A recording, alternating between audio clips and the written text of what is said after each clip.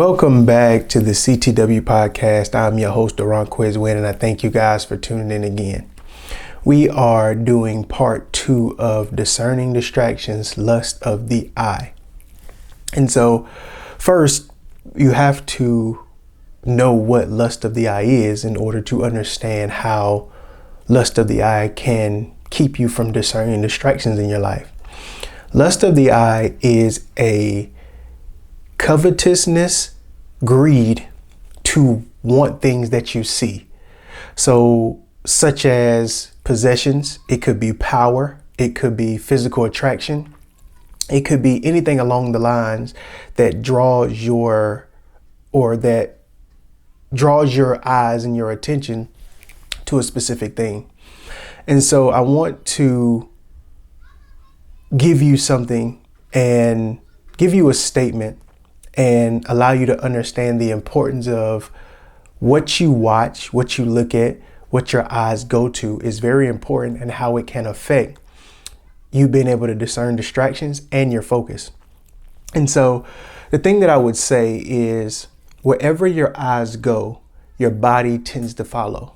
And the reason for that is because your eyes are somewhat of leaders for your body.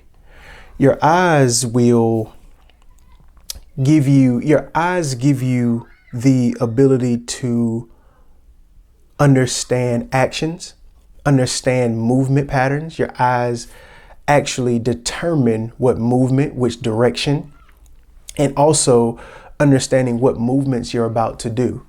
And so understanding that the direction in which your eyes are looking determines where your body will go. And when you do not understand, or when you are lackadaisical, when you are not disciplined about the things that you look at, the things that you watch, who you're looking at, who you're watching, it can be very detrimental to you being able to focus and you being able to discern distractions that come into your life. A lot of times we as people don't realize in 1 Peter 5:8, it says, be calm, well-balanced, self-discipline. For the enemy of yours, the devil, prowls around like a roaring lion, fiercely hungry, seeking whom he may devour. A lot of times the enemy attacks people, and he's looking for people to attack when they expose themselves through one of the multiple gates in their lives. And it could be through music, it could be through movies, it could be through community, it could be through leadership, it could be through your job, whatever the situation or circumstance that you are vulnerable in, whatever situation or circumstance that you have a weakness in, or you have a desire or a temptation in, the enemy is going to use that to his advantage to prevent you from being able to discern distractions and to push you further and further away from God, to be able to cause division with your purpose, to be able to keep you from being aware of how this is distracting you and preventing you and delaying your destiny. And so I'm going to read a story about how someone allowed the lust of the eye to prevent them from withholding or upholding their moral standards, their values and ethics, and allowed them to do something that was very distracting. And because it was distracting, it also caused them to have to do other things that pushed them further and further away from their morals, values, and ethics. It caused them to abandon their morals, values, and ethics. And so I'm going to be reading in 2 Samuel 11:2-5. And this is David and Bathsheba. It says, late one afternoon, after his midday rest, David got out of bed and was walking on the roof of the palace. As he looked out over the city, he noticed a woman of unusual beauty taking a bath. He sent someone to find out who she was, and he was told she is Bathsheba, the daughter of Eliam, the wife of Uriah the Hittite. Then David sent messengers to get her, and when she came to the palace, he slept with her. She had just completed the purification rinse after having her menstrual period. Then she returned home later. When Bathsheba discovered that she was pregnant, she sent David a message saying, I am pregnant. And so in that story, we see that David, because of one, his idleness, after he got up from his rest, he was walking on the roof of the palace. His idleness cause his eyes to wander.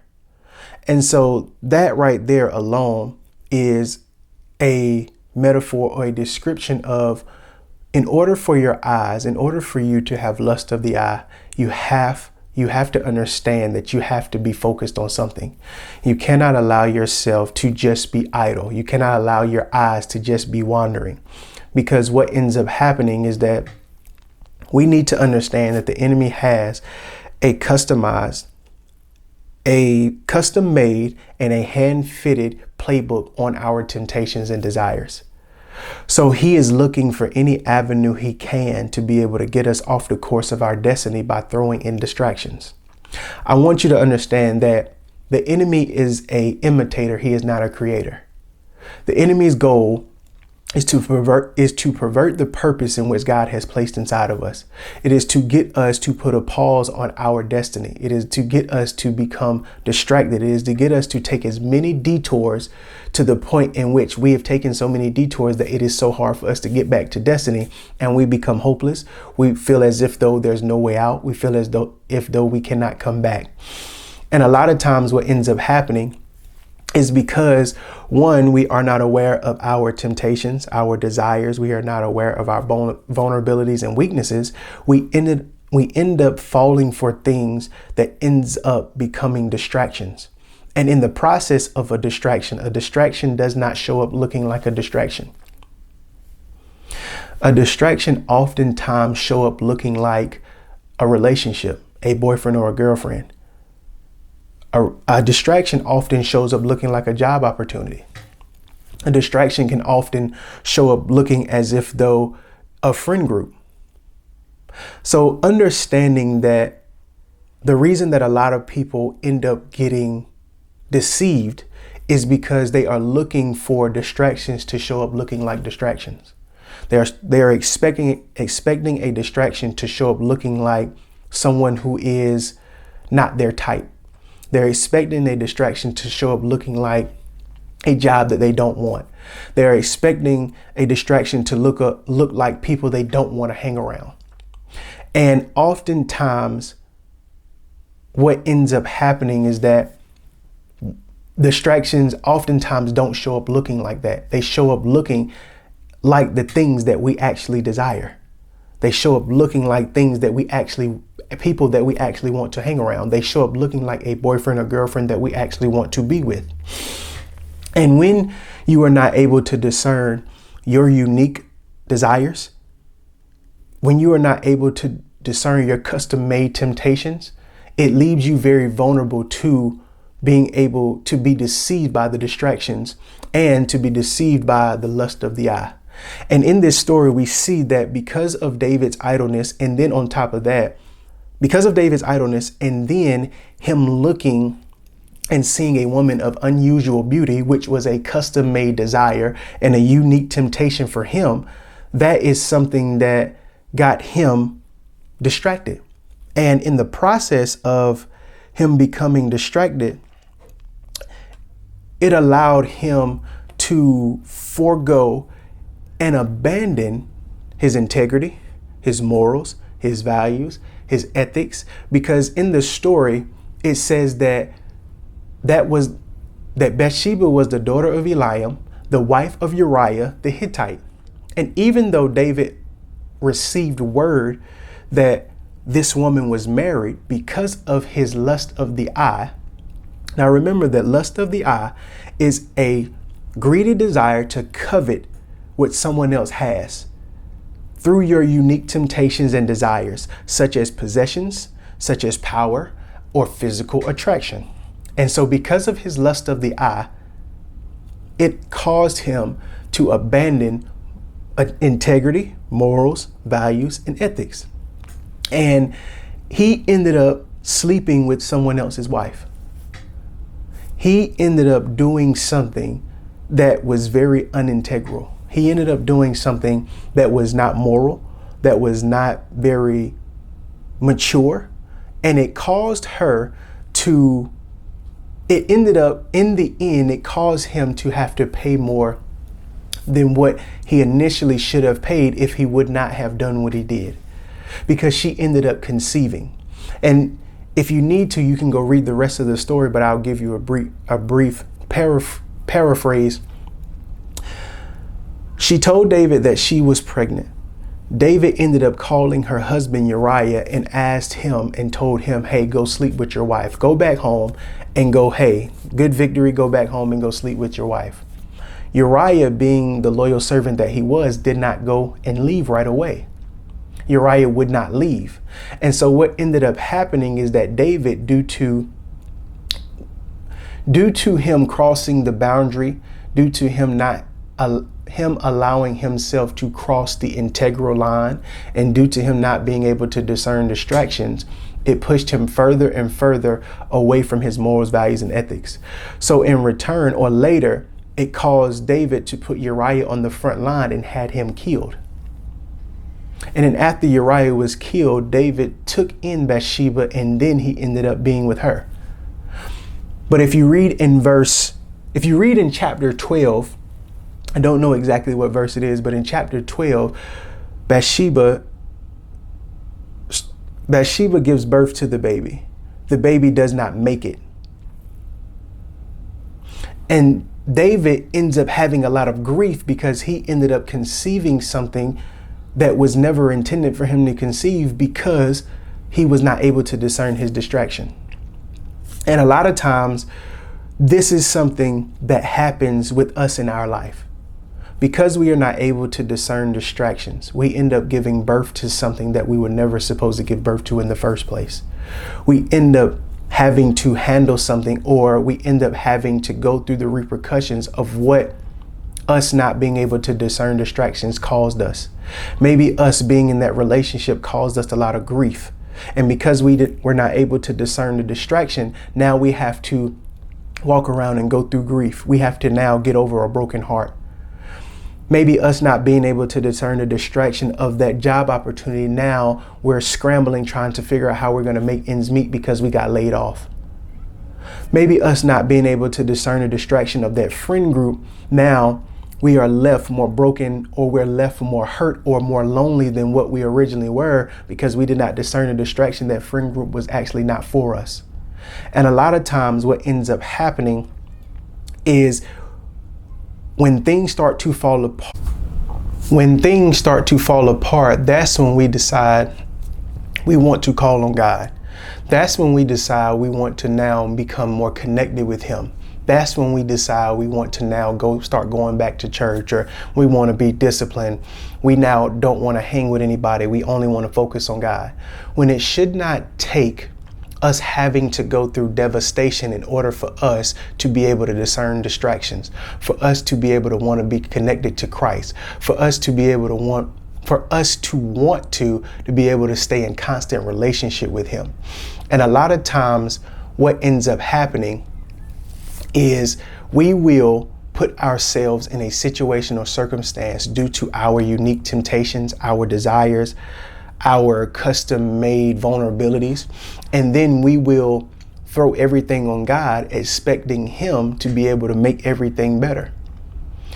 And the thing we need to understand when it comes to a relationship with God is that our relationship with God is a two-part thing. It takes two people. Like every relationship, it's going to take two people to be putting in effort, put in time, to take intentionality, to be mature, to set aside time in order for it to work. And most of the time, the way God has been explained, or the way that we perceive God, we think that only He has to do all of the work. And we are the only ones that reap the reward. And for anybody who's watching this that has ever been in a relationship or in a relationship, I want you to think about how you would feel if you were the only person that was putting in all the effort and the other person was only reaping the benefits of you putting in all the effort. Or if you were the person that the only time you were able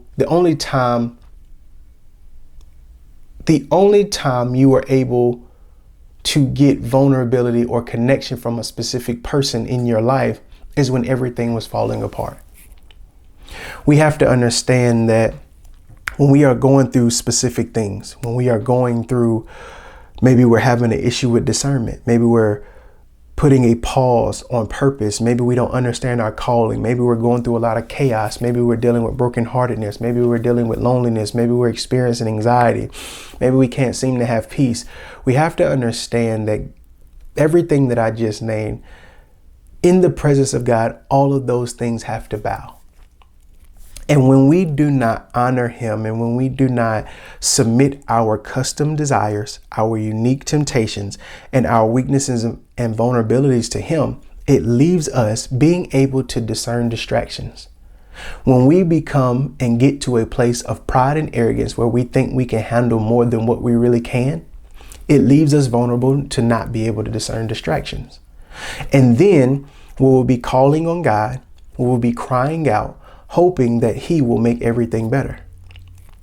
We will be calling on him, asking him to help us with our grief, to help us with our brokenheartedness, to help us with our loneliness, to help us with our anxiety, to help us with this, whatever we may be experiencing.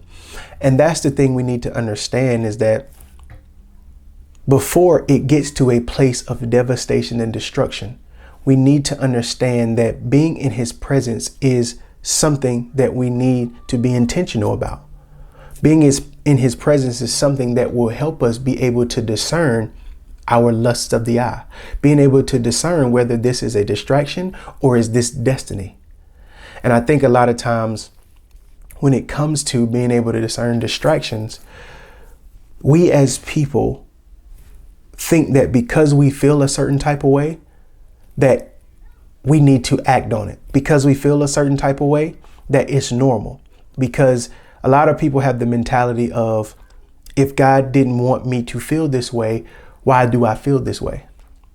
And the reason that you feel a specific way the reason that you feel a specific way, and the reason that God does not take that specific feeling, is because the one that you choose, the one that you choose to submit to determines who you believe and what's your God. So if you choose to submit to your feelings have now become your God. If you choose to submit to God's word, then God has become your God. And so the reason he does not take it is to give you a choice. That's why in Joshua 24:15, he says, choose ye this day who you will serve, because God gave us free will. He's given all of us a choice. He does not make anyone do what he wants them to do. He gives us all a choice, and he says either submit to my word or not. And understanding that when you are not able to discern your distractions, when you are not able to discern your lusts of the eye, it can cause you to delay your destiny. It can cause you to continue to go through these detours that are unnecessary. And it can cause you to have a chaotic calling and allow your calling and purpose to be very challenging. It can cause you to have to go to God to fix something that was never supposed to be in your life in the first place. So my thing to anyone who is watching this, be honest with yourself, be aware, ask God to reveal to you, ask God to allow the Holy Spirit to reveal to you some of your unique desires, some of your vulnerabilities, some of your custom-made temptations. And then it will give you better insight, understanding, and knowledge on how to be able to discern your distractions when it comes to lust of the eye. So this video has helped you. If you feel it will help somebody else, comment down below, share, like, and subscribe, and I'll see you guys for part 3. Peace.